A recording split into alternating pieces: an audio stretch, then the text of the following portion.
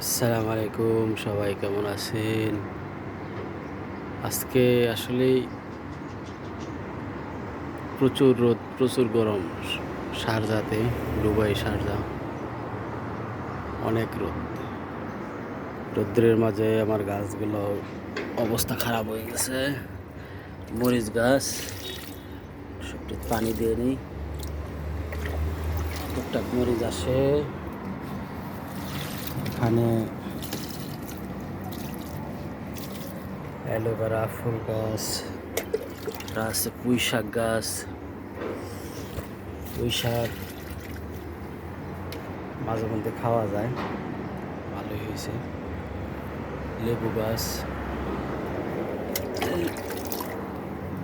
লেবু একবার খাইছি আমরা, আর একবার ফুল আসতেছে। ছোটখাটো